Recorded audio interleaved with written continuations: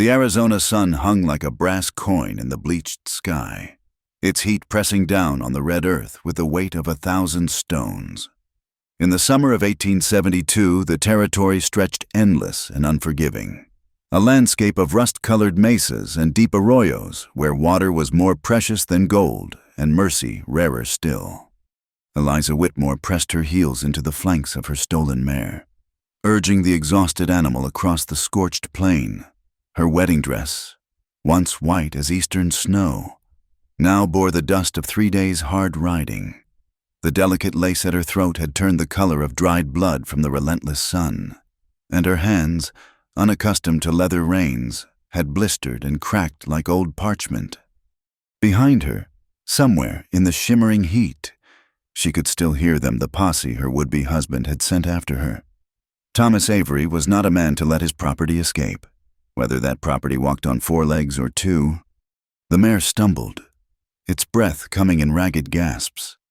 Eliza knew she was pushing too hard, but the alternative was unthinkable. She'd rather die in this wilderness than return to the prison Avery had prepared for her, disguised as a marriage bed. "Just a little farther, Buttercup," she whispered to the mare, though she had no idea where a farther might lead. The map she'd stolen from Avery's study showed nothing but empty space in this direction Indian Territory. It had warned, in bold letters, but empty space seemed preferable to the fate awaiting her in Avery's ranch house. The landscape began to change as the sun tilted toward the western horizon. The flat desert gave way to broken country, carved by ancient floods into a maze of canyons and hidden valleys. Massive sandstone formations rose like the ruins of some titan's castle, their shadows offering blessed relief from the heat. It was in one such shadow that disaster struck. The mare, weakened by days of flight and little water, missed her footing on the loose shale. Eliza felt the world tilt sickeningly as horse and rider tumbled down the rocky slope. She had time for one startled cry before her head struck stone, and darkness claimed her. Miles away, in a hidden canyon where a thin stream still ran despite the drought, Chayton knelt beside the water, filling his water gourds. At 28 winters, he carried the weight of leadership on shoulders still healing from cavalry bullets. The newest chief of his band, thrust into the position after the Army's last peacekeeping expedition had claimed his father and uncle. He heard the cry carried on the wind faint. "Foreign, female."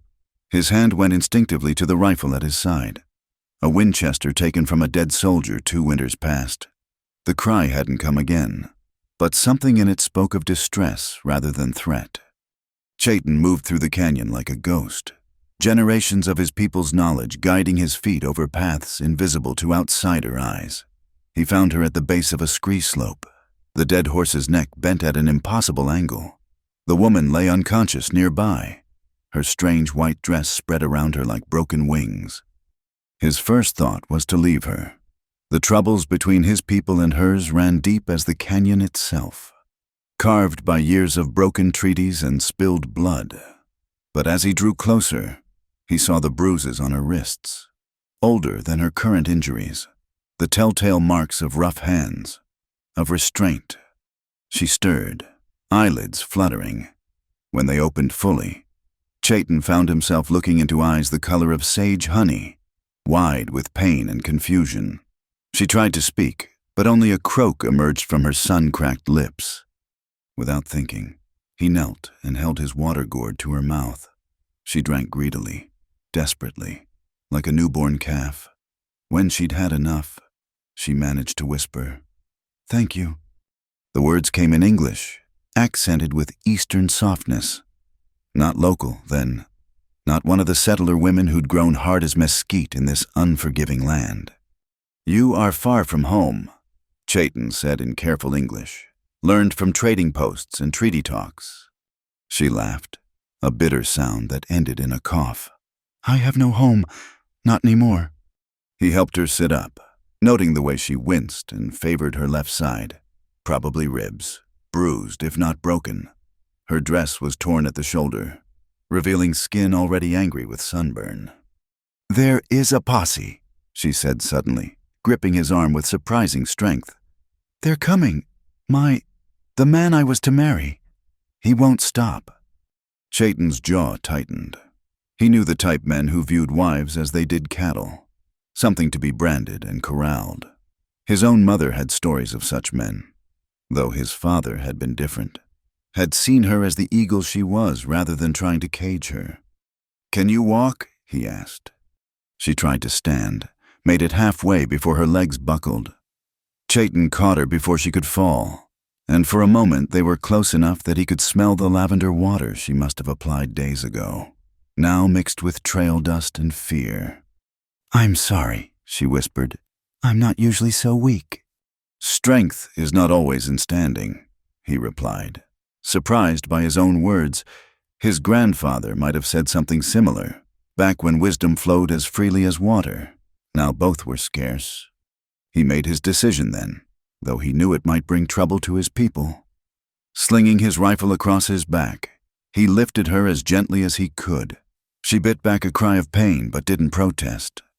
The journey to his band's camp took the rest of the daylight.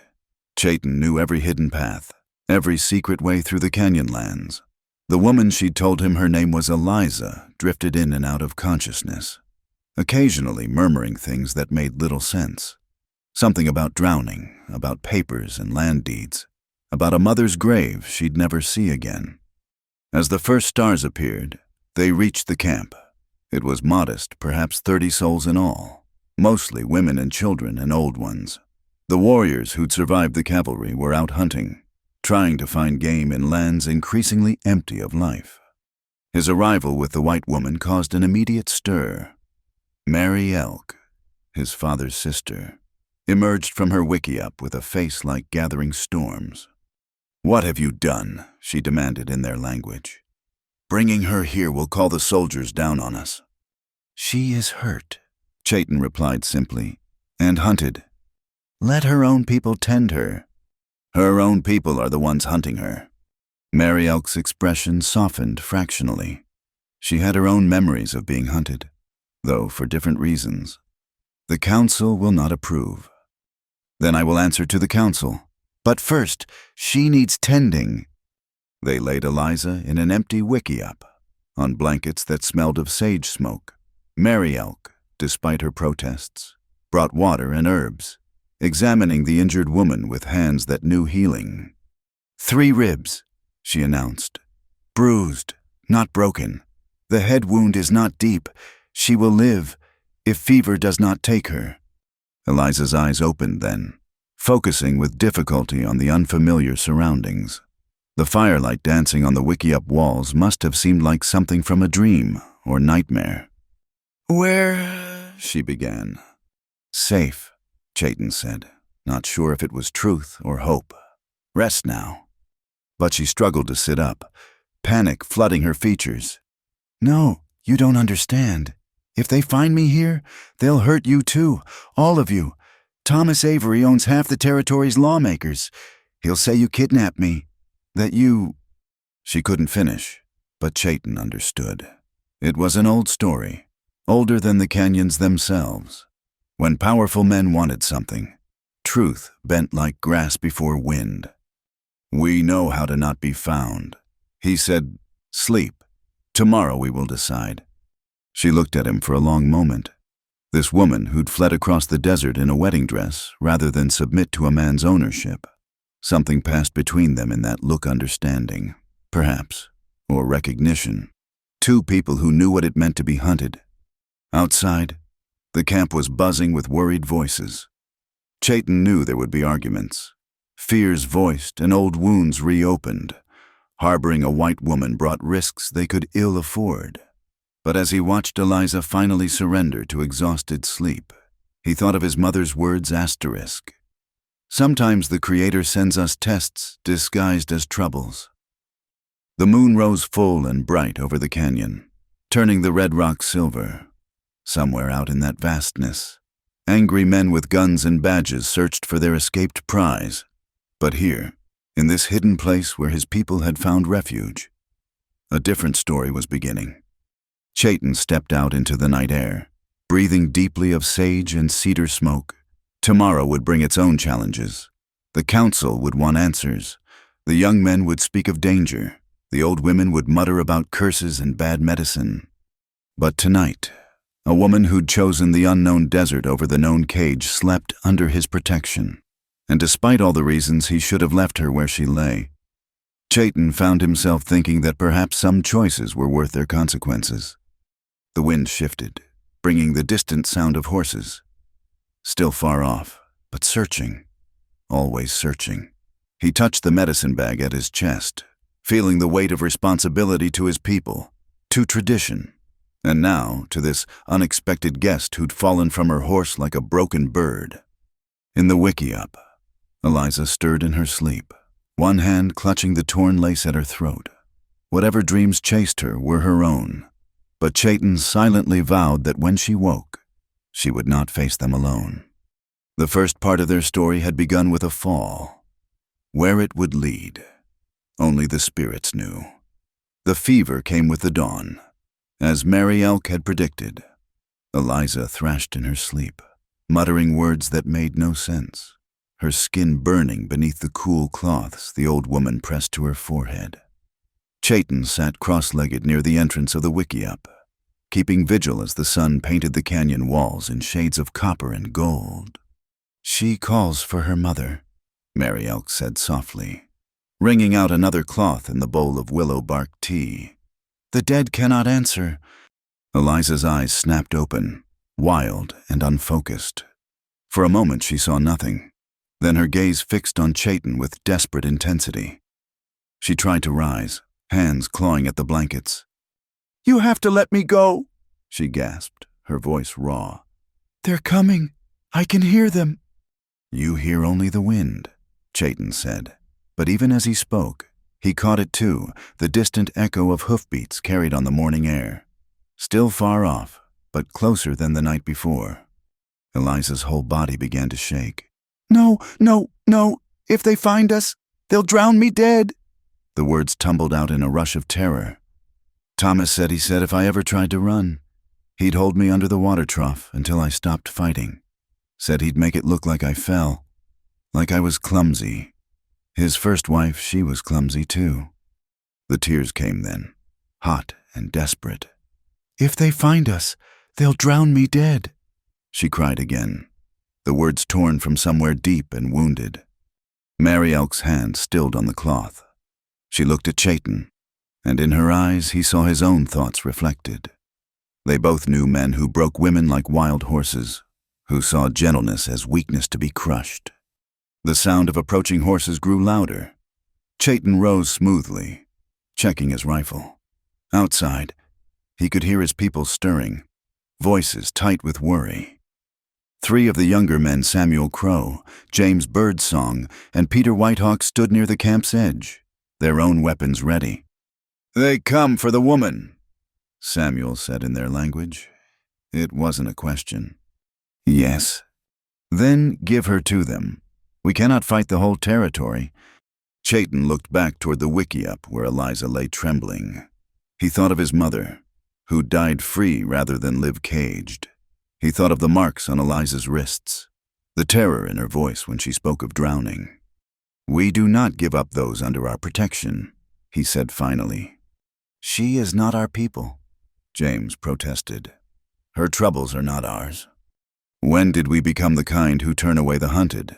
Chayton's voice carried the authority of his position, though he wore it uneasily. "When did we become like them?" The posse appeared at the canyon mouth, 8 men on lathered horses, badges glinting in the morning sun.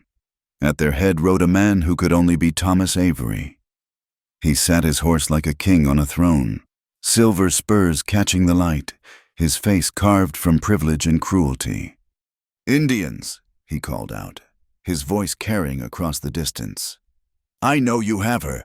My bride, return her, and there'll be no trouble." Chayton stepped forward, rifle held loosely but ready. "We have no bride here, only sick and hungry people trying to survive." Avery's laugh was ugly. "Don't play games with me, boy. Her horse is dead 2 miles back. Tracks led here." He leaned forward in his saddle. "That woman is my legal property. Bought and paid for. Her daddy owed me money. Signed the papers himself before he died. She belongs to me, same as that rifle belongs to you. People do not belong to people. Chayton replied, "This is not your land. Go." One of Avery's men, a narrow-faced deputy with tobacco-stained teeth, spat to the side. "Listen to him, talking like he's white folk. These savages probably already had their way with her. Might be carrying some half-breed mongrel by now." The words were meant to provoke, and they nearly succeeded. Peter Whitehawk's hand tightened on his bow, but Chayton raised a hand slightly. "Wait. You have 1 minute to produce her," Avery said, all pretense of civility gone. "After that, I'll assume you've harmed her, and act accordingly. The law gives me that right." "Your law," Chayton said, "not ours." From the wickiup behind him came a sound Eliza crying out in fever dreams. The posse heard it too. Avery's face darkened like a gathering storm. "That's her, boys, if these heathens won't see reason." "Wait." The voice was weak but clear. Eliza emerged from the wickiup, supported by Mary Elk. She'd tried to stand straight, but her injured ribs betrayed her. The wedding dress hung off her like a shroud, and her face was pale as bone. But her eyes burned with something Chayton recognized, the same fire that made wolves turn and fight when cornered. "Thomas," she said, and even that single word seemed to cost her. "Eliza." Avery's voice went soft, dangerous. "Look at you. Look what you've done to yourself. Come here now, and we'll forget this foolishness." She took a shaky step forward, then another. Chayton moved to stop her, but she caught his arm. "It's all right," she whispered, though her hand trembled against his skin. "I won't let them hurt your people for my choices." "Eliza." "You don't understand," she said, louder now, addressing Avery. "I know about Margaret." Avery went very still in his saddle. "Your first wife," Eliza continued, each word careful despite her weakness. "The clumsy one. Funny how she was never clumsy until after the wedding. Funny how she fell down those stairs just a month after the bruises on her throat finally faded." "You're fevered," Avery said, but something flickered behind his eyes. Not guilt, but calculation. Talking nonsense. "Am I? I found the doctor's notes in your study, the ones you thought you burned. Dr. Morrison was very thorough in describing her injuries, very careful in noting which ones were inconsistent with a fall." The posse shifted uneasily. These were hired men, loyal to money rather than principle, but even they had limits. Avery's mask finally slipped, revealing the monster beneath. "Get on a horse, now, or I'll drag you back by that pretty hair." "No." The word fell into the morning air like a stone into still water. Eliza swayed but held her ground. "I said, I heard you, Thomas. The answer is no. I choose this." She gestured weakly at the camp, at the people watching with guarded eyes. "I choose them over you. I choose uncertainty over certainty, if certainty means ending like Margaret." Avery's hand went to his gun. "You belong to me, your father's debts." "Cannot sell what was never his to give." Chayton interrupted, stepping between them. "She has made her choice. You will honor it." "Honor," Avery laughed. "From savages who steal women." "No one stole me," Eliza said firmly. "I ran, I fell, they saved me. That's the truth, witnessed by God himself." "God," Avery spat. "You think God cares what happens in this wasteland?" The standoff stretched taut as sinew. 8 armed men against a small band with women and children. Chayton knew they could not win if it came to shooting, but sometimes victory was not in winning. It was young Samuel Crow who broke the silence, speaking in English for the first time. "The woman is under our protection by the old laws, laws that existed before your papers and your badges. She has asked for sanctuary. We give it." James Birdsong added his voice. "Leave now, or explain to your towns why you attacked peaceful people for helping injured women." Even Peter Whitehawk, who'd argued against involvement, stood straighter. "We are not without friends among the Indian agents. They already watch for reasons to call soldiers. You give them one today." It was bluff.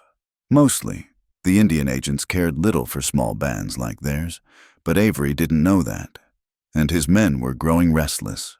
Attacking a camp with women and children present was different from hunting a runaway bride.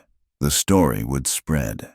And even in the lawless territory, some acts carried their own justice. Avery's face had turned the color of old blood. "This isn't over. She's mine by law. I'll be back with proper authorities, with soldiers if need be." "Then bring them," Chayton said. "We will be gone like smoke."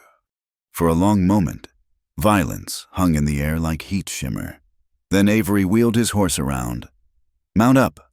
We'll do this legal-like." He looked back at Eliza one last time. "You'll beg for water before I'm done with you." The posse retreated, dust rising behind them like a burial shroud. Only when they disappeared beyond the canyon mouth did Eliza's strength finally fail. She collapsed, caught at the last moment by Chayton's quick hands. "Fool woman," Mary Elk muttered, but her hands were gentle as she helped carry Eliza back to the wickiup. "Brave like warrior, stupid like young man." As they laid her back on the blankets, Eliza caught Chayton's hand. Her grip was weak as a child's, but her eyes were clear. "Thank you," she whispered. "I know what this might cost you." "Rest now," he said. "The choosing is done. Now we live with choices."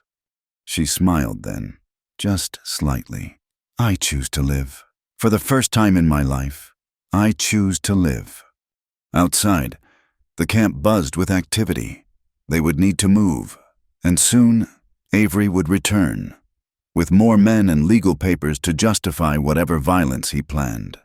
But for now, in this moment, a woman who'd faced down her monster could sleep without fear. Chayton stood and found the elders waiting: Mary Elk, Joseph Two Ravens, and Sarah Moonwater. Their faces were grave, but not condemning. "You have brought the storm to our door," Joseph said simply. "Yes, the people will suffer for one woman's freedom. Perhaps, or perhaps they will remember what it means to stand for something." Sarah Moonwater, oldest of them all, spoke last. The girl has spine, faced him like warrior, spoke truth like arrow. Maybe Creator sends her not as burden, but as gift. "Gift," Joseph scoffed. "Trouble is what she is." "Sometimes same thing," Sarah replied, her ancient eyes twinkling. "Best gifts always are." As the sun climbed higher, the camp prepared to move. But in the wickiup, Eliza slept peacefully, her hand still loosely holding Chayton's. She had spoken her truth, made her choice, and refused to be drowned by fear. The real storm was coming, but for now, there was only the quiet breathing of a woman who'd chosen freedom over safety, and the steady presence of those who'd chosen to stand beside her. The hidden canyon where Chayton's band made their new camp lay 3 days' journey from the old one, tucked into a fold of red rock where ancient waters had carved deep pools that held their precious gift even in drought. Here, cottonwoods threw merciful shade, and the high walls kept the worst of the summer heat at bay. Eliza sat by the largest pool, grinding corn on a flat stone the way Mary Elk had taught her. Her hands, once soft as eastern silk, now bore calluses from the grinding stone and burns from the cooking fires. The wedding dress had long since been traded away for practical clothing, a simple calico skirt and blouse that had belonged to Chayton's cousin, who died of fever the previous winter. "You push too hard," Mary Elk observed, watching Eliza work. "Corn does not surrender to force, must coax it like stubborn child." Eliza eased her pressure, finding the rhythm the older woman had demonstrated countless times. The sound of stone on stone became almost meditative, mixing with the gentle splash of water and the distant laughter of children playing. It had been 3 weeks since the confrontation with Avery. 3 weeks of learning to live as the Navajo did, rising with the sun, gathering wood, preparing food, mending clothes. Her ribs had healed. The sunburn faded to a light tan that made her eyes seem even more golden in the desert light. "Better," Mary Elk approved. "You learn, Slow like turtle, but you learn. From across the camp, Chayton watched them work together. His aunt had surprised him by taking the white woman under her wing, teaching her the women's tasks with gruff patience. Perhaps she saw something of herself in Eliza, another woman who'd had to learn new ways of being in the world. "She tries hard," Samuel Crow said, joining him. The young man had been one of the most vocal opponents of harboring Eliza, but even he had softened somewhat. "Yesterday she helped my wife gather piñon nuts, filled 2 baskets. Trying is not enough if Avery returns with soldiers," James Birdsong added. Approaching from the other direction, "The army will not care that she grinds corn like Navajo woman." Chayton knew they spoke truth. They'd covered their tracks well, used all the old knowledge to hide their passage, but determined men with resources could still find them. Every day he sent scouts to watch the approaches, and every night he lay awake listening for hoofbeats that might herald disaster. "Chief," Peter Whitehawk called from the camp's edge. "Riders coming. 2 only. Not soldiers." Chayton was moving before the words finished, rifle in hand. But as the riders came into view, he relaxed fractionally. He knew these men: Red Cloud Charlie, a half-breed trader, and Benjamin Foster, one of the few honest Indian agents in the territory.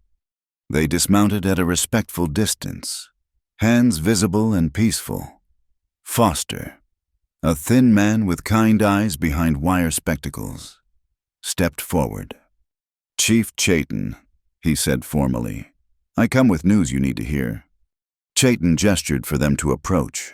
By the time they reached the camp center, most of the band had gathered, Eliza among them. She stayed back, partially hidden behind Mary Elk, but Chayton saw Foster's eyes find her anyway.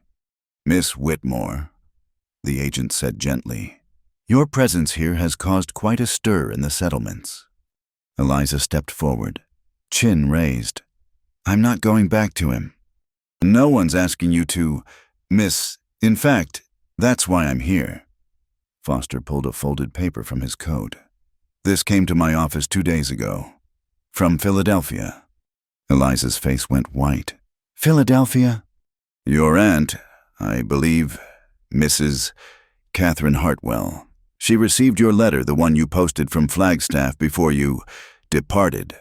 She sent funds for your passage east and promises of sanctuary in her home."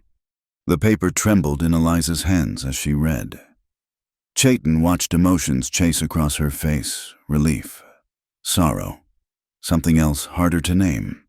"Furthermore," Foster continued, "she's engaged a lawyer. Turns out your father's debts to Mr. Avery were already paid by the sale of your family's land. The marriage contract was legally questionable, to say the least." "You mean Thomas lied?" Eliza's laugh was bitter. "What a surprise." Red Cloud Charlie spoke up. "Avery's making big noise in towns. Says Indians kidnapped white woman, demanding army intervention. But Foster here been spreading different story." Foster adjusted his spectacles. "I've made it known that Miss Whitmore is under protection of the Bureau of Indian Affairs while we investigate fraudulent contracts. It's bought us time, but not much," Chayton finished. "No, a week, perhaps 2. After that, pressure will mount. Elections are coming. Politicians need to look strong against Indian menace." Foster's disgust was clear. "I'm sorry, I've done what I can." The gathering fell silent. Everyone understood what this meant. Eliza could leave, return to safety in the east, or she could stay and bring the full weight of territorial authority down on people who'd shown her nothing but kindness. "I should go," Eliza said quietly. "You've all risked enough for me." "Choice is yours," Chayton said, though something twisted in his chest at the words. Over the past weeks, she'd become part of the camp's rhythm, her laughter at Mary Elk's dry jokes, her determination to master even the simplest tasks, her quiet presence by the evening fires as elders told stories. All of it had woven into the fabric of their days. That night, the camp was subdued. Eliza sat apart. The letter from her aunt spread on her lap. Chayton found her there as the moon rose, painting the canyon walls silver. "Your aunt," he said, settling beside her at a respectful distance. "She is good woman." "Yes, she never approved of father's schemes, said I should have been allowed to choose my own path." Eliza smiled sadly. "Ironic, isn't it now I can choose? And I don't know what I want." "Sometimes the heart knows what the mind does not." She looked at him then, really looked at him. In the moonlight, his face was all plains and shadows, strength and gentleness mixed like the desert itself, harsh and beautiful at once. "Tell me a story," she said suddenly, "one of those your grandfather told." Chayton was quiet for a moment, then began. "Long ago, when the world was younger, there was a bird who lived between two lands. In one land, the trees were always green, food plentiful, and life easy. In the other, the land was hard, summers hot, winters cold, but the sky went on forever." Eliza closed her eyes, listening to the rhythm of his voice. The bird flew between these lands, never settling. The green land called to her with promises of comfort. The hard land called with promises of freedom. Back and forth she flew, growing tired, belonging nowhere. What did she choose? One day, a great storm came. The bird, exhausted from constant flight, fell to earth in the hard land. A fox found her, wing broken, easy prey. But instead of eating her, the fox brought her berries, guarded her while she healed. When the bird asked why, the fox said, "This land teaches us to care for each other, because alone we die." And the bird stayed. The bird learned that home is not the easy place or the hard place. Home is where someone guards you while you heal. They sat in silence then, the story settling between them like a third presence. Somewhere in the distance, a coyote called to its pack, the sound lonely and wild. "I know I should go," Eliza said finally. "It's the sensible thing, the safe thing." "Safety is not living," Chayton replied, "only existing." She turned to face him fully then. "That first day, when you found me, why did you help really?" Chayton considered the question. "My mother used to say that the Creator sends us messages in strange forms, sometimes as eagles, sometimes as storms, sometimes as lost women in wedding dresses." He smiled slightly. "She said we must be ready to recognize gifts, even when they come wrapped in trouble." "Is that what I am, a gift wrapped in trouble?" "You are Eliza," he said simply. "That is enough." The next morning brought unexpected rain-fat drops that struck the dusty ground like blessings. The whole camp emerged to stand in it, faces turned skyward, children dancing in the sudden mud. Eliza stood among them, letter forgotten in her pocket, rain plastering her hair to her head. She watched Mary Elk laugh like a young girl, saw Samuel Crow spin his wife in a clumsy dance, observed Chayton standing with arms spread wide as if to embrace the storm itself. This was life lived on the edge of everything joy and sorrow, feast and famine, freedom and danger. It was nothing like the safe, predictable world her aunt offered in Philadelphia. It was uncertain and difficult and real. As the rain passed, leaving the air clean and sage-scented, Foster and Red Cloud Charlie prepared to leave. "I need an answer to take back," Foster said gently. "Will you accept your aunt's offer?" Eliza looked around the camp at the people who'd taken her in despite the danger, who'd taught her their ways with patience, who'd stood between her and the man who would have caged her. "Tell my aunt," she said slowly, "that I am grateful for her kindness, but I am learning a new way of being in the world. I am not ready to leave my teachers." Foster smiled. "I'll tell her, though I suspect this won't be the answer anyone expects." "The unexpected answer is sometimes the right one," Mary Elk said, appearing at Eliza's shoulder. "Girl has chosen the hard path. We help her walk it." As the traders departed, Chayton caught Eliza's arm gently. "You understand what this means. Avery will not stop. The territory will not forget." "Then we'll face whatever comes.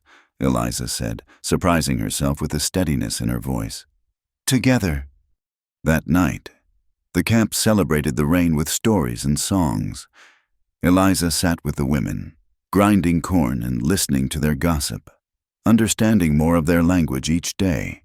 When the evening grew late and the fires burned low, she found herself walking with Chayton to the pool, where moonlight turned the water to molten silver. "No regrets?" he asked. "Ask me in a year," she replied, then laughed. "No regrets. For the first time in my life, I'm where I chose to be." They stood together in comfortable silence. Two people from different worlds finding common ground in the space between them. The future remained uncertain. Dangers still circled like wolves in the darkness. But for now, there was the quiet night, the scent of rain on red rock, and the beginning of something neither had expected to find.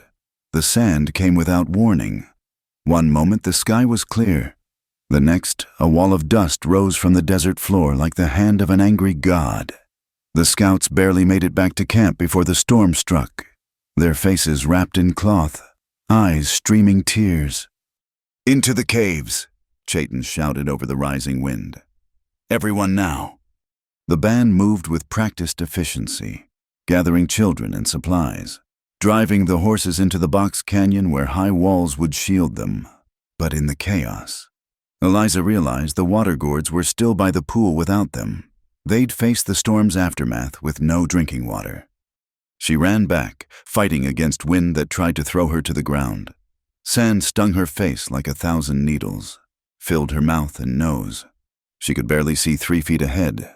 The world transformed into a howling brown nightmare. The gourds were where she'd left them after the morning's filling. She grabbed as many as she could carry and turned back toward the caves. But the storm had erased all landmarks, turned the familiar camp into an alien landscape. She stumbled forward, calling out, but the wind swallowed her voice. Then strong hands caught her shoulders. Chayton's face materialized from the brown chaos, his mouth moving in words she couldn't hear.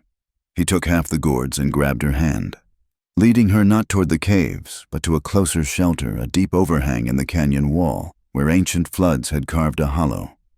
They pressed themselves into the space as the storm raged. The rock walls provided blessed relief from the scouring sand, though the wind still howled past their shelter like a living thing. Chayton pulled her deeper into the hollow, their bodies pressed close in the narrow space. "The others," Eliza shouted near his ear. "Safe in the main caves. We cannot reach them until this passes." Hours crawled by. The storm seemed eternal, a brown darkness that turned day to night.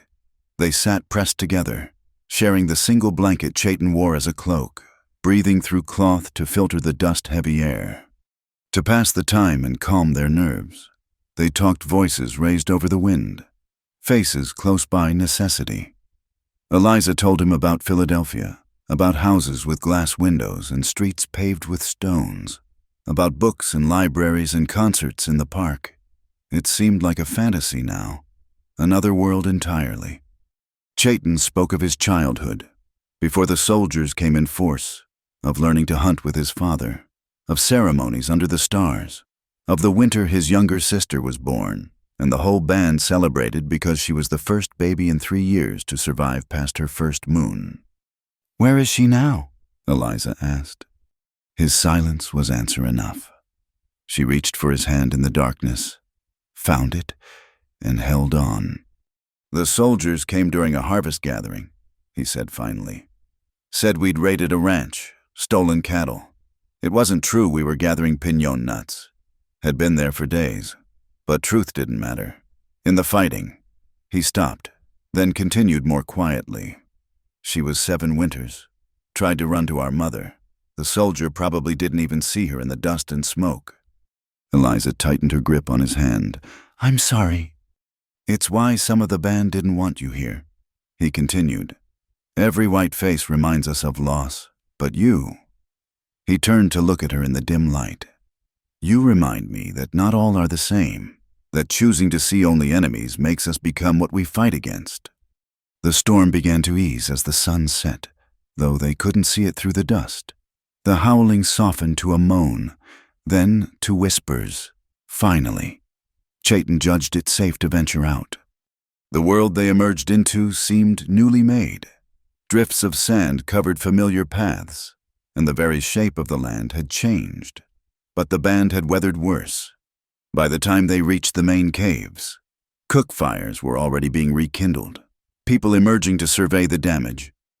"Thought we lost you both," Mary Elk said, relief clear beneath her gruff tone.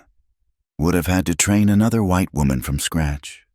That night, as they worked together to restore the camp, something had shifted between Eliza and Chayton. The forced intimacy of the storm, the shared stories, the simple act of holding hands in the darkness, it had worn away the careful distance they'd maintained. Over the following days, that awareness grew. Eliza found herself watching for him as she worked, noticing the way he moved, the way his rare smiles transformed his serious face. Chayton, for his part, seemed to find more reasons to check on her progress with various tasks, to sit near her at the evening fires. Mary Elk, of course, noticed everything. "Careful, girl," she warned one morning as they gathered herbs. "That path leads to complications." We're not, Eliza stammered. "Eyes don't lie, even when mouths do." The older woman's expression softened slightly. "He is good man, but good men can bring hard lives. You think you know difficulty now, this is nothing to what would come." But the heart, Eliza was learning, paid little attention to wise warnings. The turning point came during a hunt. The men had located a small herd of pronghorn, and everyone who could be spared joined the effort. Eliza had learned to shoot Chayton had taught her, patient with her initial fumbling, and she carried an old rifle as they moved through the canyons. The plan went wrong when they encountered another hunting party, white settlers from a ranch to the south. Words were exchanged. Tempers flared. One of the ranchers recognized Eliza, started asking questions about what she was doing with savages. "I'd heard Avery lost his bride to Indians," the man said, leering. "Didn't believe it, but here you are, playing squaw. Are you wait till he hears?" Eliza stepped forward, rifle steady. "You'll tell him nothing." "That's so, and what's a little thing like you going to do about it?" She fired into the ground at his feet, sending up a spray of dirt. The shot echoed through the canyon like thunder. "The next one goes higher," she said calmly, working the rifle's action with hands that no longer trembled. "I'm getting quite good at this. Chayton's an excellent teacher." The rancher backed toward his horse, face flushed with anger and embarrassment. "You've gone native, girl. Forgotten what you are." "No," Eliza replied. "I've remembered who I am." The hunting party separated without bloodshed, but the encounter left everyone shaken. Word would spread now. Avery would know exactly where she was. That evening, as purple shadows filled the canyon, Chayton found Eliza sitting alone by the pool. The water reflected the first stars, and somewhere a nighthawk called. "You took a risk today," he said, settling beside her. "I'm tired of being afraid." She threw a pebble into the water, watching the ripples spread. "All my life, men have told me what I am, what I should be. Daughter, property, runaway, squaw. But here," she turned to look at him, "here I'm just Eliza, and that's worth any risk. You could still go east, it's not too late." She laughed, but there was no humor in it. Could I sit in my aunt's parlor, pouring tea and discussing the weather, knowing what I've seen, knowing that you're here, that Mary Elk is grinding corn, that Samuel's new baby is learning to walk? Could I pretend this was all a dream? Some do. I'm not some. She moved closer to him, close enough that he could smell the sage smoke in her hair. "I've made my choice, Chayton. Stop trying to unmake it for me." He was quiet for a long moment. Then, slowly, he reached out to touch her face, fingers gentle against her cheek. "You know what the people say, that I am bewitched, that you have used white woman's magic to cloud my thinking. And what do you say? I say if this is bewitched, I don't want to be free of it. The kiss was inevitable as sunrise, soft as the desert rain. When they pulled apart, Eliza was trembling, but not from fear. "Your aunt was right," she whispered. "This will make everything harder." "Yes," he agreed, pulling her close again. "And I find I don't care." They stayed by the pool as the stars wheeled overhead, talking in whispers, planning without planning, touching with the wonder of new lovers who couldn't quite believe their fortune. The future remained uncertain. Avery would come. The authorities would demand answers. The two worlds they straddled would try to tear them apart. But for now, in this moment, they had found something worth fighting for in each other. The storm had brought them together, and whatever storms came next, they would face them the same way side by side, hands clasped, refusing to let go. When they finally returned to camp, Mary Elk took one look at them and shook her head. "Fools," she muttered, but she was almost smiling. "Well, if you're going to be fools, might as well be brave ones. Come, there's much to prepare." Because everyone knew the quiet couldn't last. But sometimes, Eliza thought as she felt Chayton's hand find hers in the darkness, sometimes the promise of storm makes the peaceful moments all the sweeter. And sometimes, just sometimes, love was worth whatever price the world demanded for it. The moon hung full and bright over the canyon, turning the red rocks to silver and casting sharp shadows across the ground. Eliza couldn't sleep. The autumn air carried a chill that spoke of changing seasons, but it was more than cold that kept her wakeful.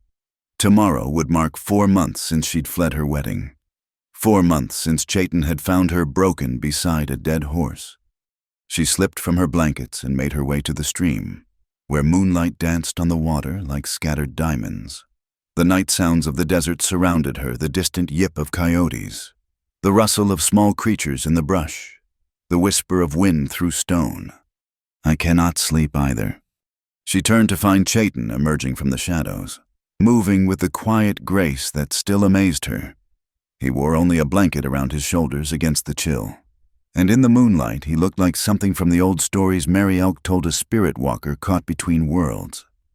"Too much thinking," Eliza admitted, making room for him on the flat stone where she sat. "The rancher's words from the hunt still trouble you." It wasn't a question. He knew her well enough now to read the tensions in her shoulders, the worry in her silence. The encounter 3 days ago had shaken something loose in her, brought fears she'd pushed aside rushing back. "Not his words," she said. "The truth in them. I have gone native. Haven't I? My aunt wouldn't recognize me now. Sometimes I catch my reflection in the water and don't recognize myself. Is that bad?" She considered this. "I don't know. I'm not the frightened girl who ran away in a wedding dress. But I'm not truly Navajo either. I'm something in between, belonging nowhere fully." Chayton was quiet for a moment, then spoke. "You know the cottonwood trees that grow where the stream meets the dry land. They are not water plants like the reeds, not desert plants like the sage. They live between, roots in water, branches in dry air, but they grow tallest of all, give shade to both fish and lizard." "Are you calling me a tree?" Despite her mood, Eliza found herself smiling. "I'm saying belonging everywhere is different from belonging nowhere." She leaned into him, drawing warmth from his presence. These moments had become precious stolen time when the demands of survival gave way to simply being together. During the days, they maintained careful propriety, aware of the eyes watching, the judgment still being made. But in the quiet hours, they could be just Chayton and Eliza, two souls finding solace in each other. "I heard Mary Elk talking with the other women today," Eliza said. "About us, about how a chief should marry within the people, strengthen bloodlines and alliances." "Mary Elk talks much. Not all words need hearing." "But she's right. Isn't she your position? Your responsibilities, I complicate everything." He turned to face her fully then, taking her hands in his. "You think I don't know this every tradition. Every teaching of my father's says I am wrong to want you. But traditions did not save my sister. Teachings did not stop the bullets. Following the old ways perfectly has not preserved us. Maybe it's time for new ways. And if your people reject those new ways, reject us, then we make our own path, like the cottonwood, finding life where others see only boundary. The intensity in his eyes made her breath catch. This man who carried such weight, who led with quiet strength, who had every reason to choose the safer road, he was choosing her, choosing them, with full knowledge of the cost. "I love you," she said, the words falling into the night air like stones into still water. They had danced around the feeling for weeks, but speaking it aloud made it real, undeniable. His hands tightened on hers. "And I love you, more than wisdom says I should, more than safety allows, but the heart does not ask permission." They moved together then, drawn by forces stronger than propriety. The kiss was different from their first tentative touching, deeper, more certain, carrying the weight of admission and promise. When they parted, both were breathing unsteadily. "Come," Chayton said, standing and pulling her up with him. "I want to show you something." He led her up a narrow path she hadn't noticed before, winding between massive boulders and up the canyon wall. The climb was steep, but not difficult, and soon they emerged onto a natural platform jutting from the cliff face. The view stole her breath. The entire canyon spread below, bathed in moonlight, and beyond it the desert rolling endlessly under a sky thick with stars. "This is where I come to think," Chayton said, "to speak with the spirits of my fathers, to seek guidance. Tonight, I brought you here to ask you something." Eliza's heart began to race. "What?" He reached into a pouch at his waist and withdrew something small and gleaming. A ring, she realized with shock, made from carved turquoise set in silver, worked with delicate patterns that caught the moonlight. "This was my grandmother's," he said, "given to her by my grandfather when they married. She gave it to my mother, who wore it until she died. I saved it from her body before we buried her, thinking someday." He paused, gathering himself. "In my people's way, a man brings gifts to the woman's family, proves his worth over time. But you have no family here, and time is what we lack. So I offer this and myself, and ask, will you be my wife, not in the white man's way that you fled, but in the true way, where two spirits choose to walk as one?" Eliza stared at the ring, tears blurring her vision. "Chayton, the difficulties will exist whether we marry or not, at least facing them together. We face them honestly. Your people, some will accept, some won't. But Sarah Moonwater, eldest of the council, spoke to me yesterday. She said any woman who stands armed between the people and danger has earned the right to stand anywhere she chooses. And the law in their eyes, I might still be promised to Thomas.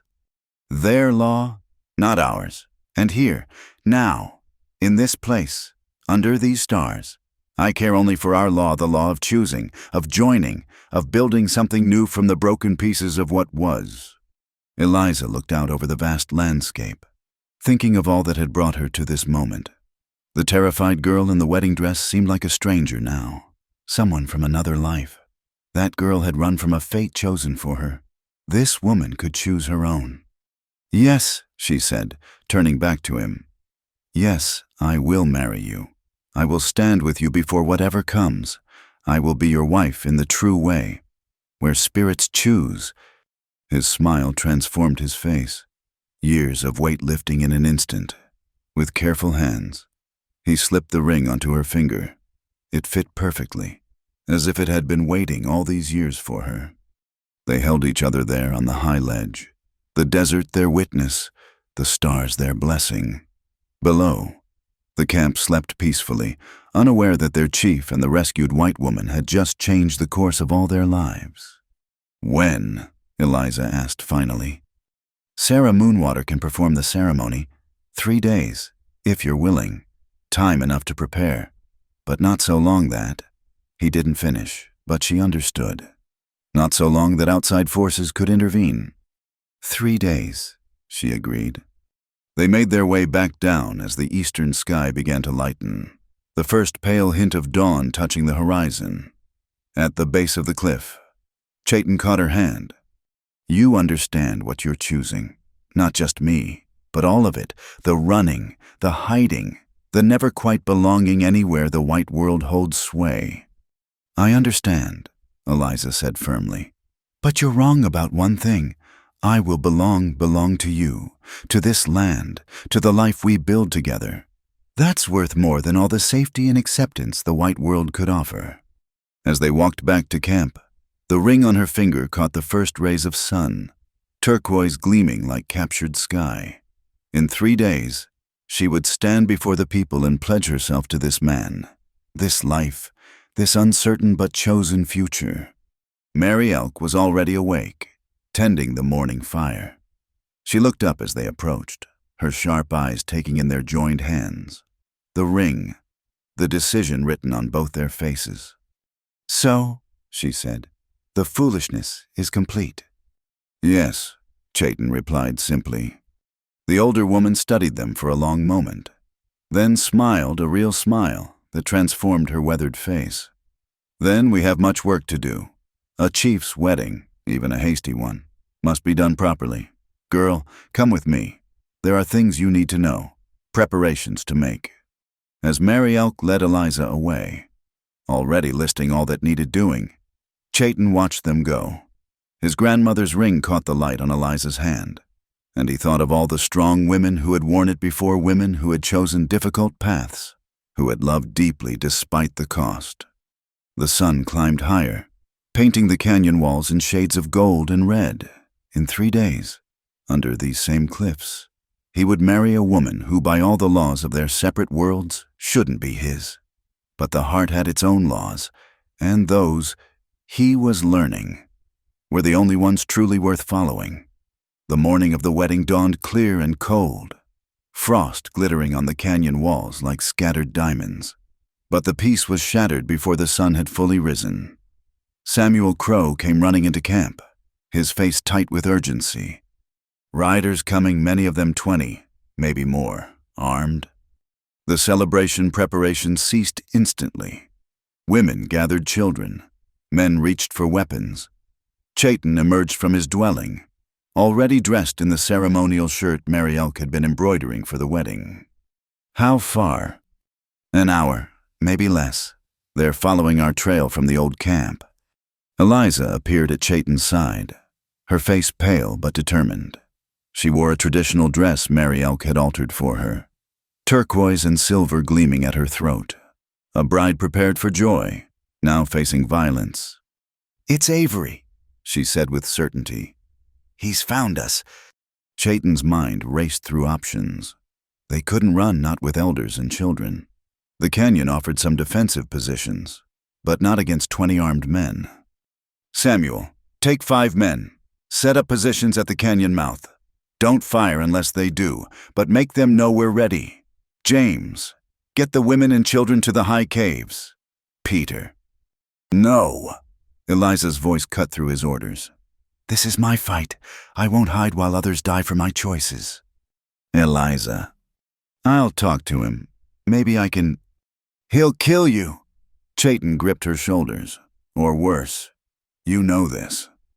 "Then we face him together." Her chin lifted in that way he'd come to know meant her mind was set. "As we plan to face everything else." There was no time for argument. The dust cloud of approaching riders was visible now, dark against the morning sky. Chayton made his choice. "We meet them at the sacred stones. Open ground, no ambush they can claim, but our rifles will be watching from the ridges." The sacred stones stood where the canyon widened into a natural amphitheater, 3 ancient pillars carved by wind and time. It was where important meetings were held, where ceremonies marked the seasons. Now it would host a different kind of reckoning. Chayton and Eliza stood before the central stone, waiting. Around them, hidden among the rocks, his men took position. The morning sun climbed higher, casting long shadows across the red earth. The riders appeared at the canyon entrance, spreading out in a practiced line.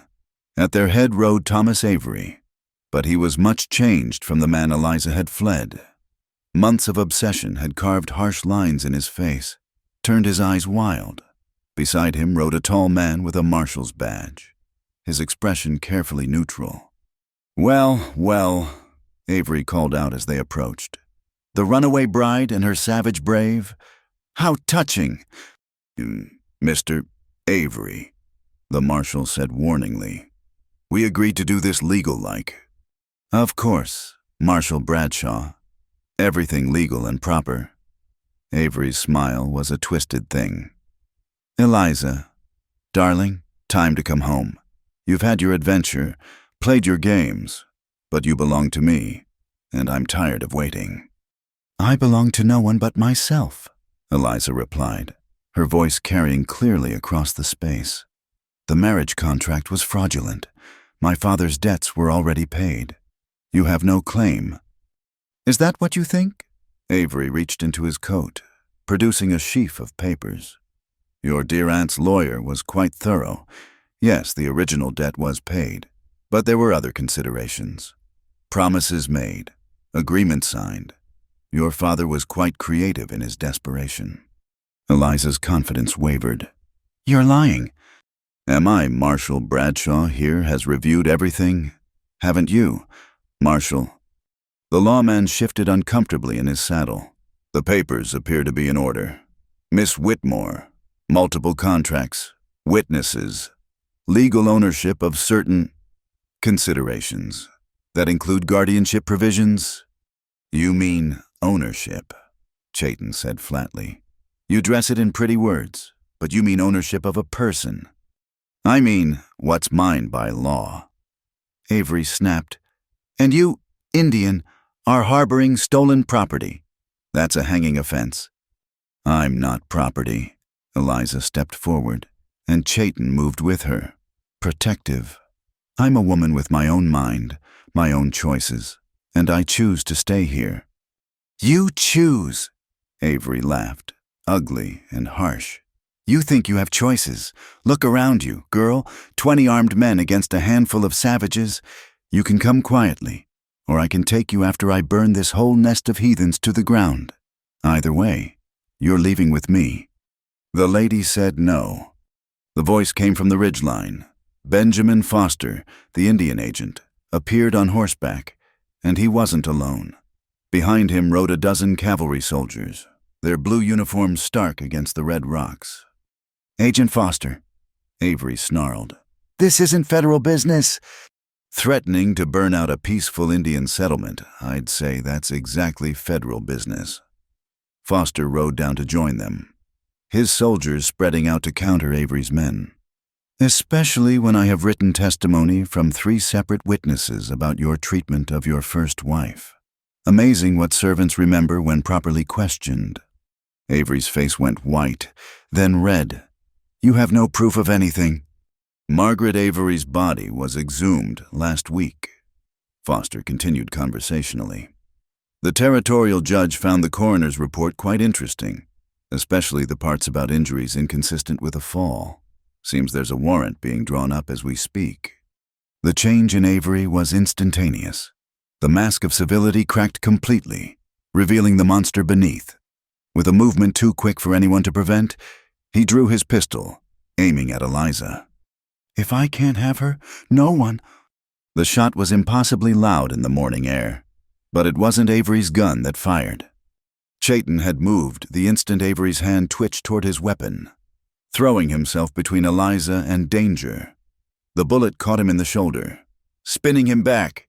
His own rifle, brought up in the same motion, spoke once. Thomas Avery toppled from his horse, a red stain spreading across his chest. He hit the ground hard and didn't move again. "Chayton!" Eliza caught him as he fell, blood already seeping through his ceremonial shirt. Around them, chaos erupted. Avery's men reaching for weapons, soldiers shouting orders, the hidden Navajo warriors emerging from cover. "Hold your fire!" Marshal Bradshaw's voice boomed across the confusion. "Everyone hold the man Drew first. We all saw it. Anyone else wants to die today." The moment stretched taut as a bowstring. Then, slowly, Avery's men lowered their weapons. They were hired guns, not zealots. With their employer dead and soldiers present, the fight went out of them. Eliza pressed her hands against Chayton's wound, trying to stem the bleeding. "Why?" she whispered.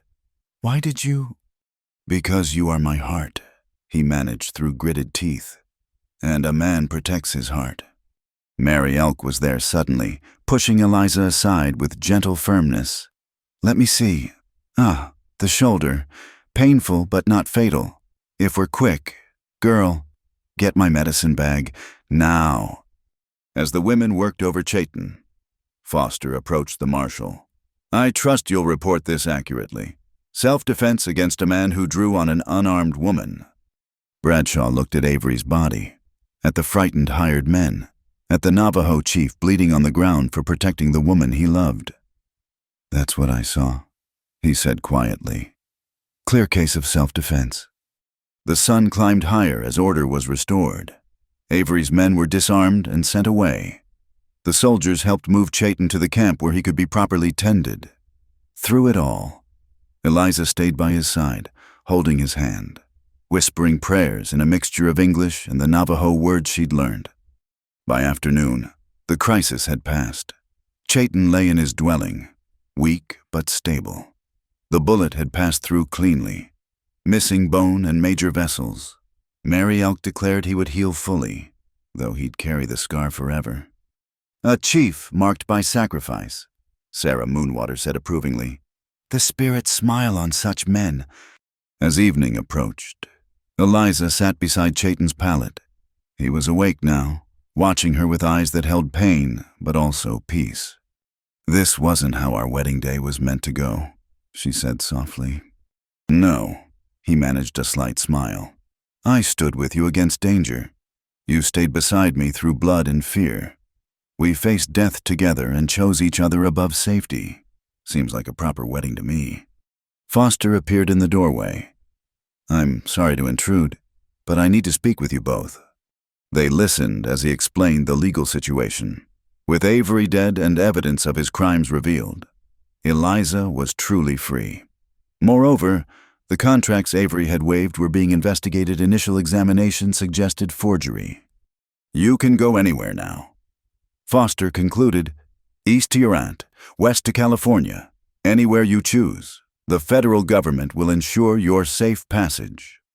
Eliza looked at Chayton, then at the ring still gleaming on her finger. "I've already chosen. My place is here." Foster smiled. "I thought you might say that. In that case, I've brought someone else to see you." An elderly judge entered, carrying a leather portfolio. "Miss Whitmore, Mr. Foster tells me you and Chief Chayton wish to be married. While I understand you have your own ceremonies, I'm authorized to perform a civil ceremony as well. Make it legal in both worlds, so to speak." Eliza felt tears spring to her eyes. "You would do that?" "Young lady, after what I've learned about Thomas Avery, ensuring you're legally protected seems the least I can do." The judge's eyes were kind. "Assuming the chief agrees." Chayton struggled to sit up, waving off protests. "In my world, we are already married, bound by choice and blood and sacrifice. But if papers protect her in your world, then yes, we marry both ways." And so, as the sun set on the day that had begun with frost and fear, Eliza Whitmore and Chief Chayton were married beside his sickbed. The ceremony was simple, a few words about love and commitment, promises to stand together, the scratch of pen on paper. But the real ceremony was in their eyes as they looked at each other, in their clasped hands that had held through violence and healing, in their voices speaking vows that carried the weight of all they'd survived to reach this moment. When it was done, when the judge and Foster had departed, when the camp had settled into evening quiet, Eliza lay carefully beside her husband, mindful of his wound. "No regrets?" he asked, echoing her question from months before. "None," she said firmly. "Though perhaps next time we could avoid the gunfight." His laugh, though pained, was real. "I make no promises. Trouble seems to find us." Then we'll face it as we've faced it today together. Outside, the first stars appeared in the darkening sky. The sacred stone stood witness to all that had passed violence and courage, endings and beginnings. Two worlds colliding and, perhaps, beginning to blend. Their wedding day had brought blood instead of flowers. But it had also brought freedom, truth, and the knowledge that their love could survive the harshest tests. In the end, Eliza thought as she felt Chayton's breathing deepen into healing sleep, perhaps that was the greatest gift of all. The winter that followed brought unexpected changes to the canyon. News of the confrontation had spread through the territory like wildfire, the story of a white woman who chose love over law, a Navajo chief who took a bullet for his bride, and a corrupt rancher whose past crimes had finally caught him. Some told it as scandal, others as romance, but all agreed it was unlike anything the territory had seen. Eliza stood at the canyon rim, watching the sunrise paint the snow-covered rocks in shades of rose and gold. 6 months had passed since that violent wedding day. Chayton's shoulder had healed, though he still moved it carefully in cold weather. The scar was a raised line across his bronze skin, a permanent reminder of choices made and prices paid. "You're up early again."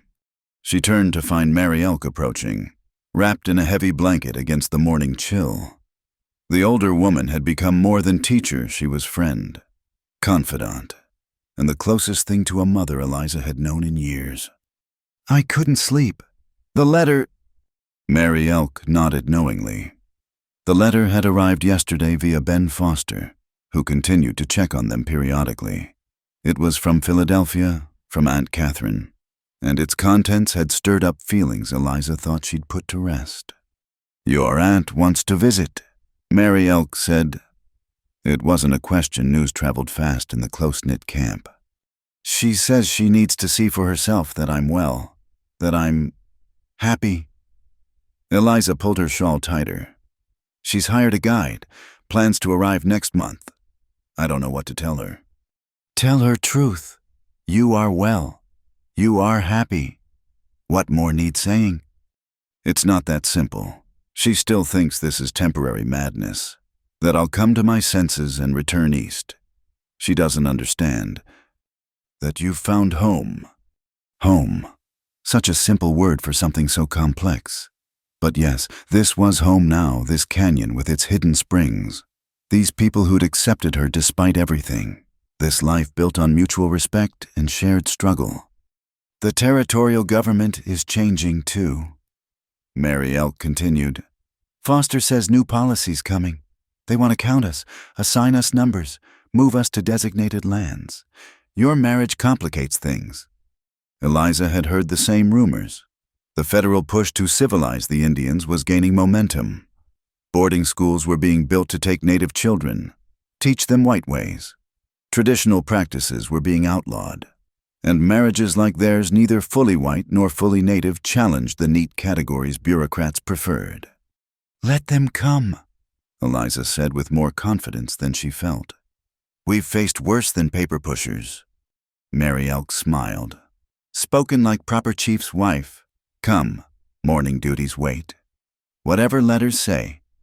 They descended to the camp where life continued its daily rhythms. Women tended fires and prepared breakfast.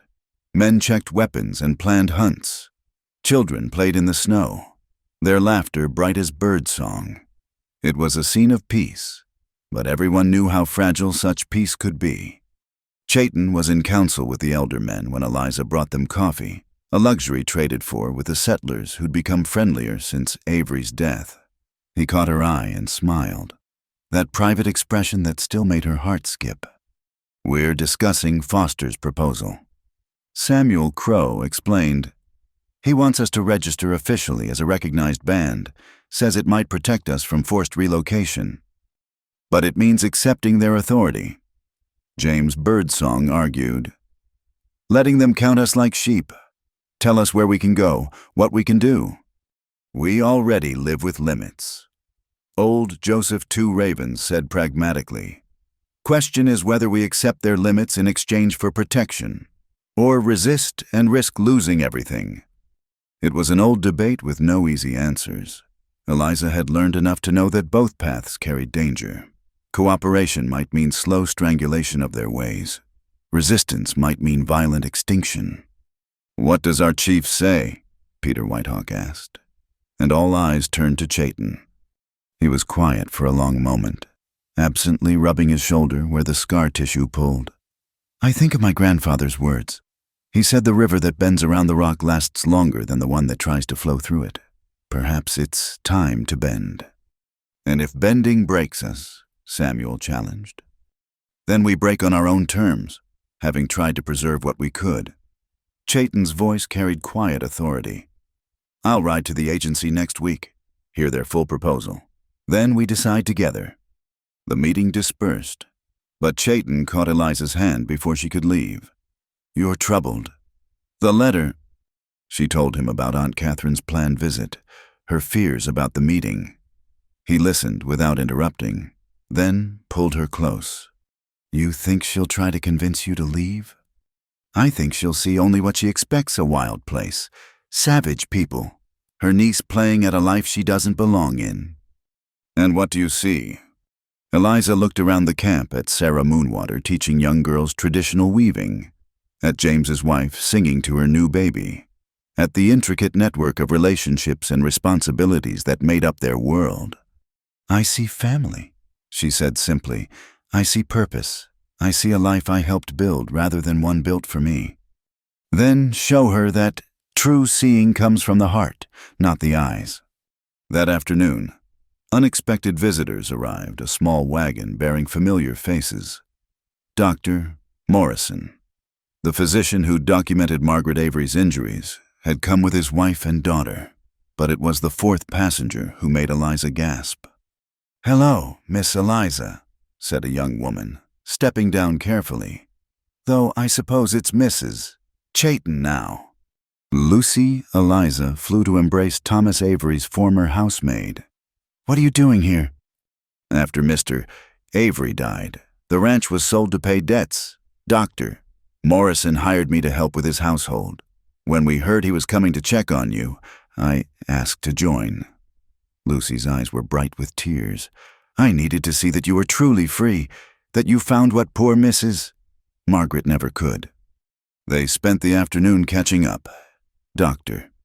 Morrison examined Chayton's shoulder, declaring it well healed.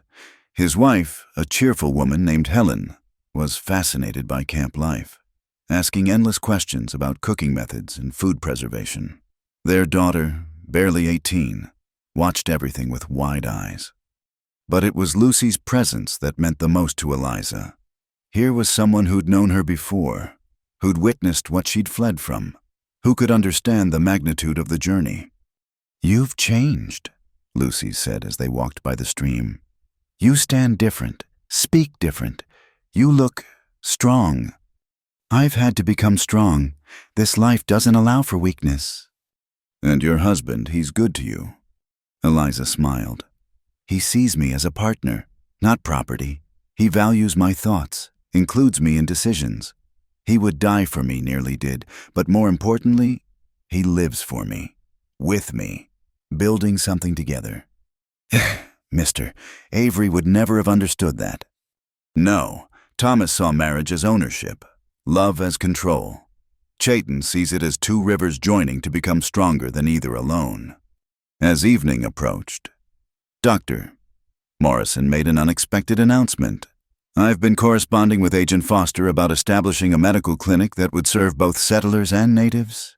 After meeting your people, seeing the need here, I'm convinced it's necessary. Would your band be willing to participate?" The proposal sparked intense discussion. A clinic could save lives, especially children's, but it also meant more interaction with white society, more potential for cultural erosion. "Your wife," Helen Morrison said to Chayton during dinner. "She could be the bridge, someone who understands both worlds, who could help translate not just language but customs, concerns." Eliza felt all eyes turned to her. The weight of expectation, of possibility, settled on her shoulders like a familiar cloak. "I would need to learn," she said carefully. "Medical knowledge, Yes, but also how to help without imposing, how to respect traditional healing while offering new options. Mary Elk knows much about healing. Chayton said, perhaps she could teach the doctor as he teaches others. Mary Elk snorted. White man learning from Indian woman world truly is changing. But there was interest in her eyes, and by evening's end, tentative agreements had been made.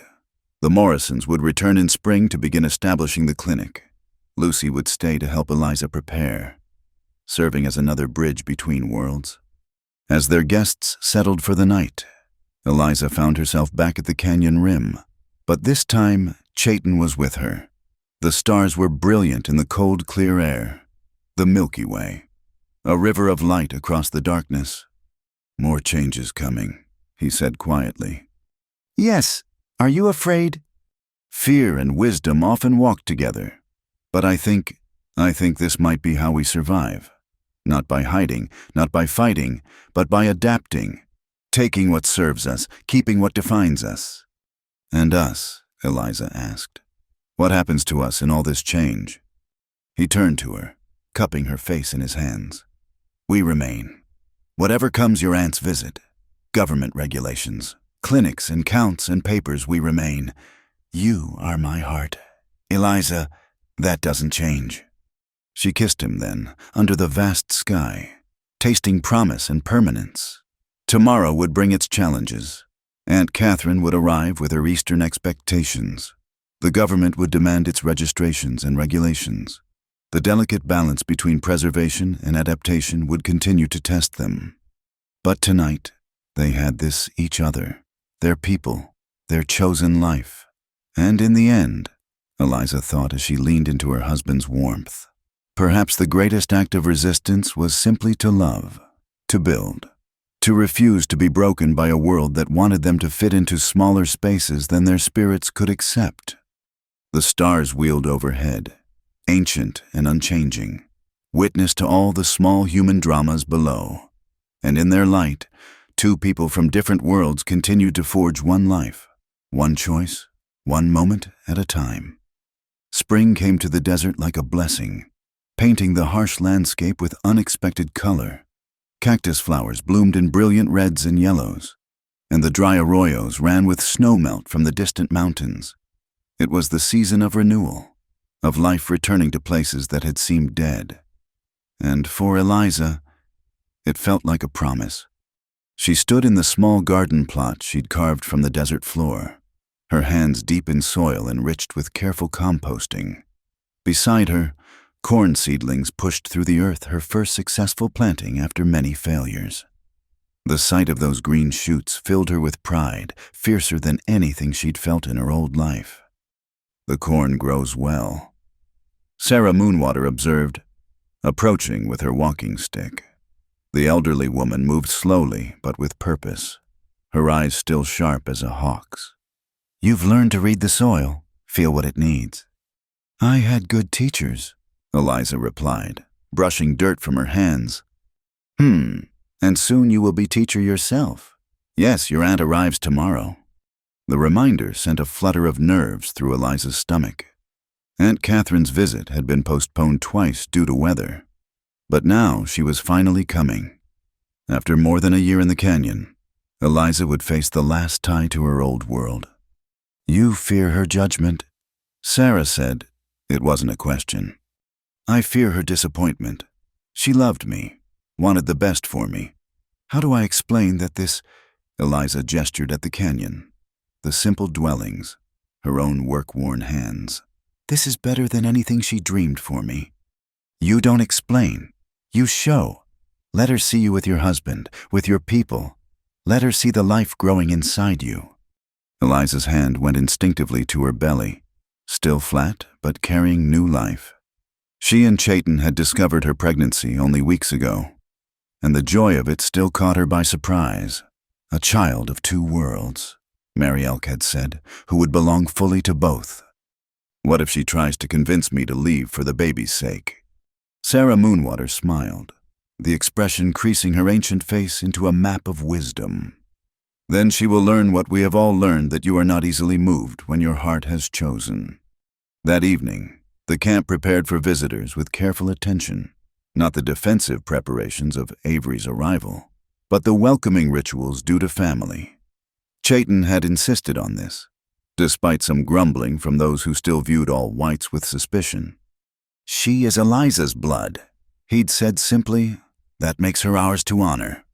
Eliza watched him now as he directed the preparations, marveling again at the man she'd married. The violent confrontation with Avery had changed him, not weakened, but deepened somehow. He led now with a quiet confidence that commanded respect without demanding it. "Nervous?" he asked, coming to stand beside her as sunset painted the canyon walls. "Terrified," she admitted. "What if she hates it here? What if she thinks I've lost my mind?" "Then she thinks it, but she cannot change what is." He placed his hand over hers on her belly. "We have built something real here.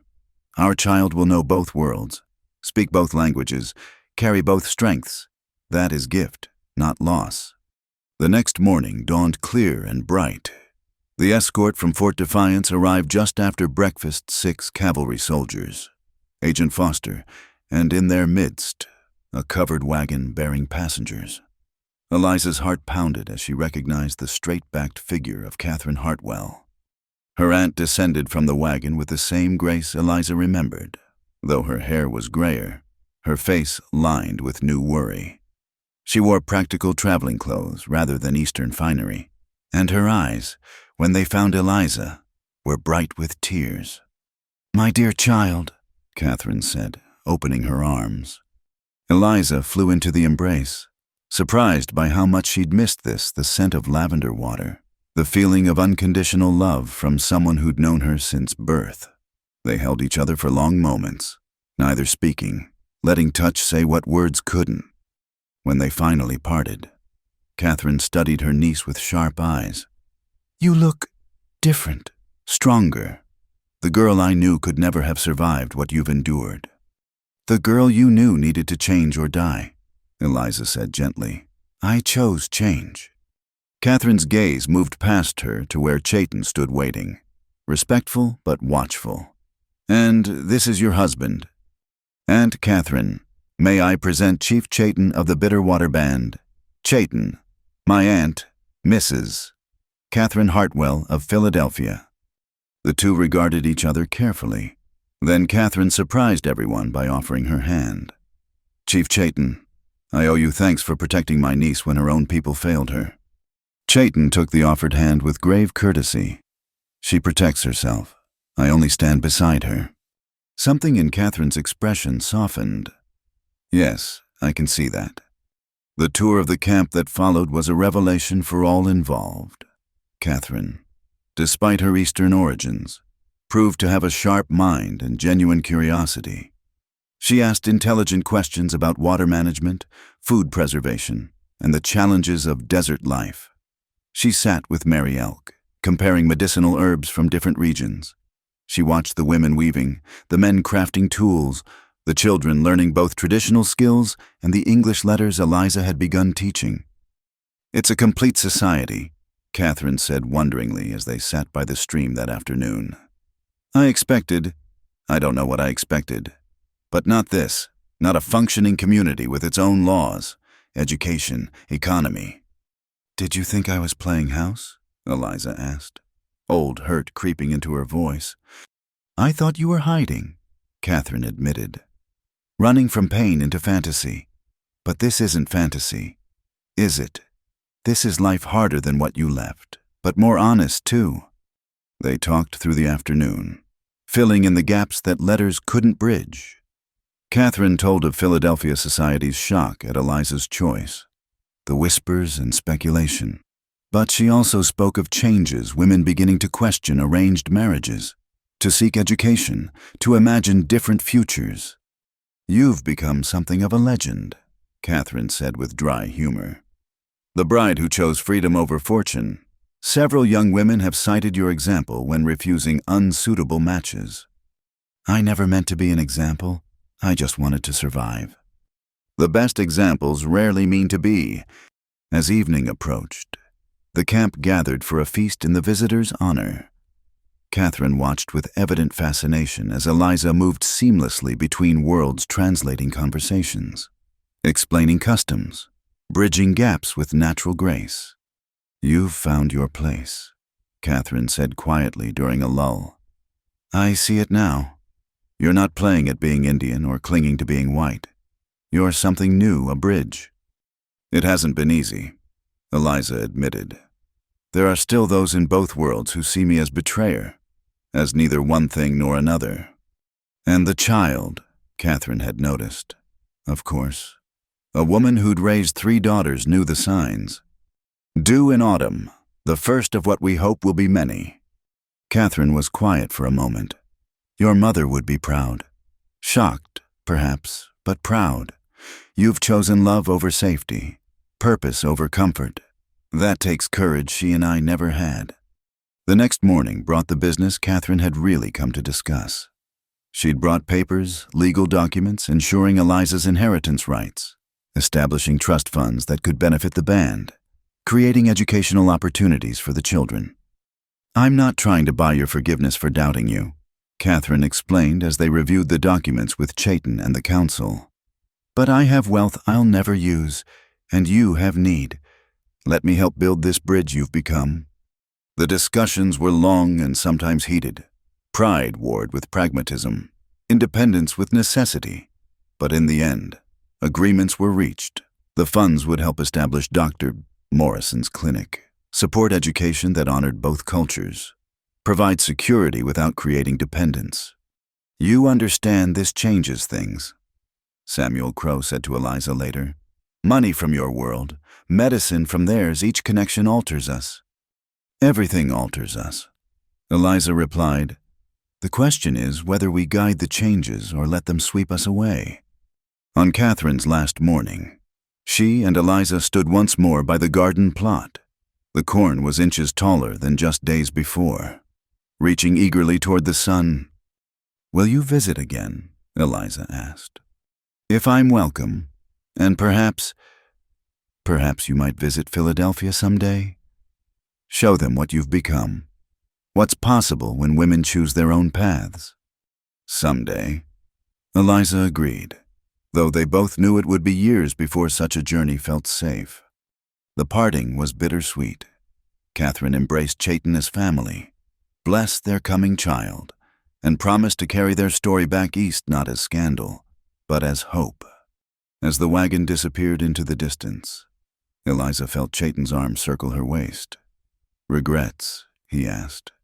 Their old question. "No," she said firmly. "Only gratitude. For all of it, the running, the finding, the choosing, the building, even the pain, because it led here." The corn seedlings waved in the morning breeze, and somewhere in the canyon, a child laughed. Life went on, not the life Eliza had been raised to expect, not the life Chayton had inherited, but something new, something theirs. That evening, as stars emerged in the darkening sky, Eliza sat with Mary Elk, learning lullabies in the old language for the child to come. The words were ancient, speaking of earth and sky, of belonging and becoming. Her voice, once trained for parlor songs, now carried the desert's rhythm, the canyon's echo. "You sing like one born to it," Mary Elk said approvingly. "Child will know both songs' evening bells and coyote calls. Lucky child." Lucky child indeed, Eliza thought, hand on her growing belly, born to a world still finding its shape, to parents who'd crossed every boundary to be together, to a future uncertain but chosen. The corn would grow tall in the desert garden. The clinic would rise where healing traditions could meet and merge. Children would learn letters and legends, old ways and new. And through it all, love would be the bridge, not perfect, sometimes painful, but strong enough to bear the weight of 2 worlds learning to become one. As the moon rose over the canyon walls, Eliza began to sing again, this time a melody that was neither fully Eastern nor Western, but something in between, something new, something theirs. The desert listened, ancient and patient, accepting this new song into its timeless chorus, and life, stubborn and beautiful, continued to grow where others saw only stone and sand. Thank you so much for listening to this story of love, courage, and the bridges we build between worlds. I'm curious, where are you listening from? Please share in the comments below. I'd love to connect and hear your thoughts on Eliza and Chayton's journey. If this tale touched your heart, please subscribe to Wild West Night, give this video a like, and don't forget to hit the hype button so more listeners can discover these stories of the American frontier. Until next time, keep riding toward your own horizons.